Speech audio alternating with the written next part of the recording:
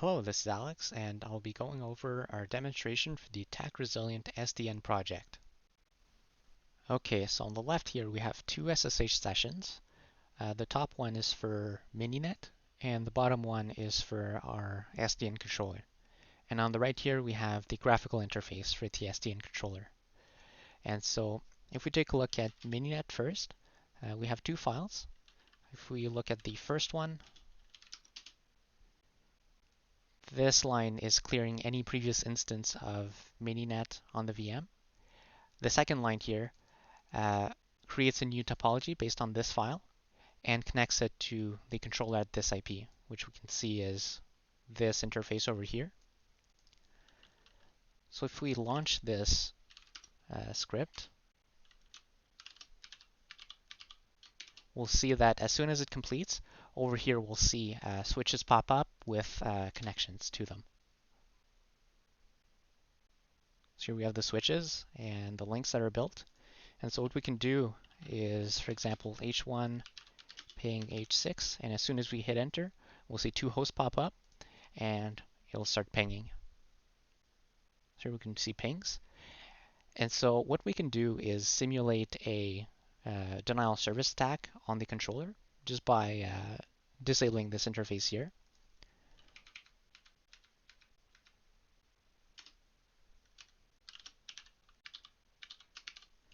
And here, after a few seconds, the switches won't be able to connect to the controller anymore, which means that the pings will stop and all the links will come down here.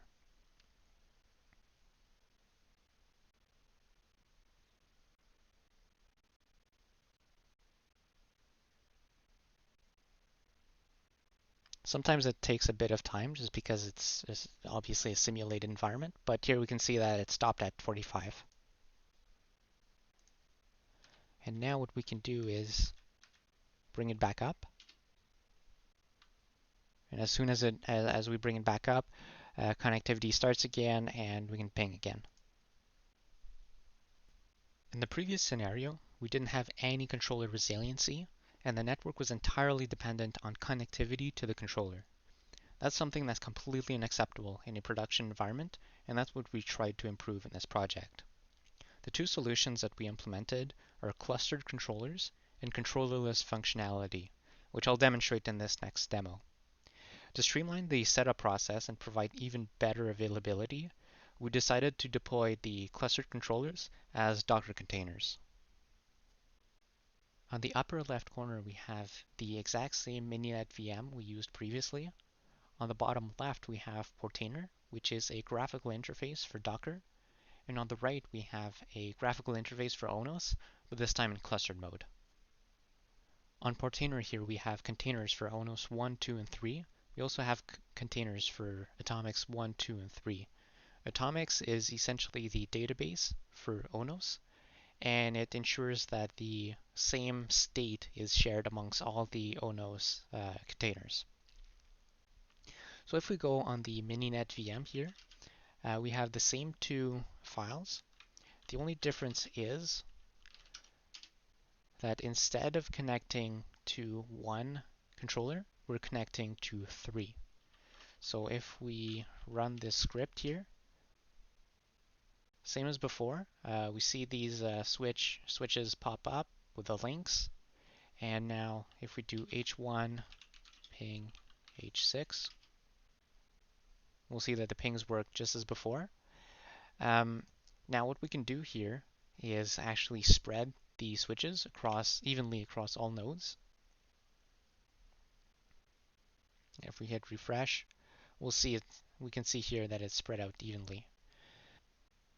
So what we can do here is test the exact same thing we've tried before and see how our new additions react to it.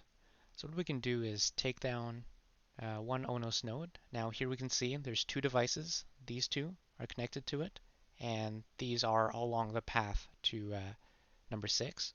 Let's see what happens.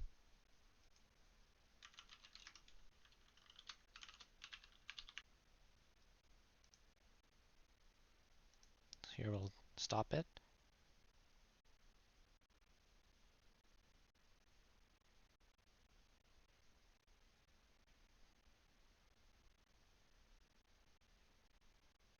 Successfully stopped.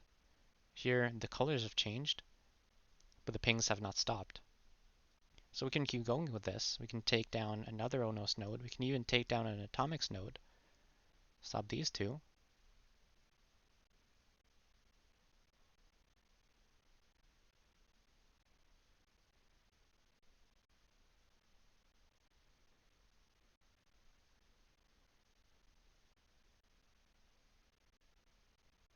Pings have not stopped, and now all of these switches are controlled by the red one, ONOS 3.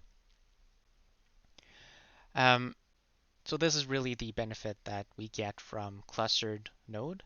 Now, what's great is that with controllerless functionality, as long as the network doesn't change, we can take down ONOS 3 as well, and the pings will still function. So we can try that too.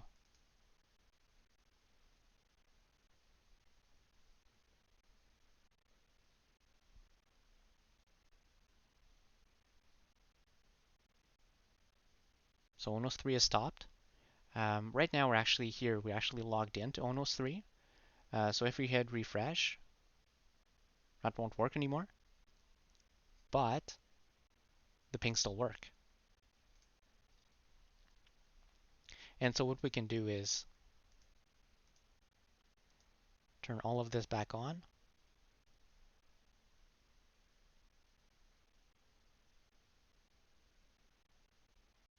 So it might take some time for the interface to come back up, and we'll skip to that part.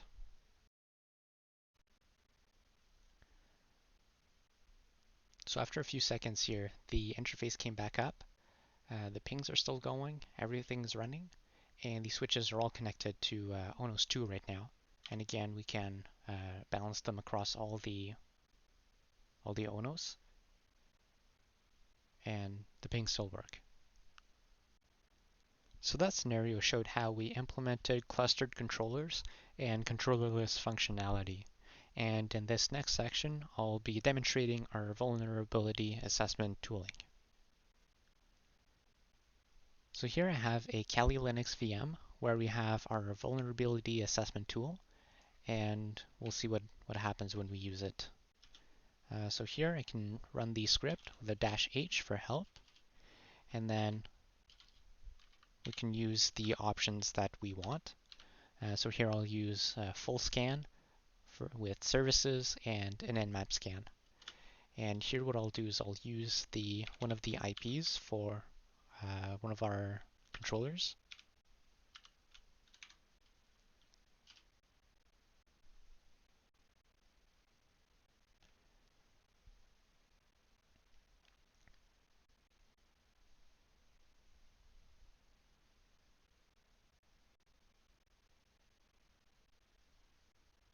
So here we can see that it tried doing a ping to see if it's reachable. It looks like it is. These are the open ports that it found. Now it says service unknown because those are not common ports. And here it's asking us for file name. So we can call this maybe test1. And now it tells us that the scan is complete and that we can find the results in this text file. So if we do ls, sure enough we have the file here, and so we can take a look at it. So what this file shows is all the open ports and all the potential vulnerabilities that could be applied to that node. So that's it for our demo. For more information, please refer to our paper, and thank you very much for listening.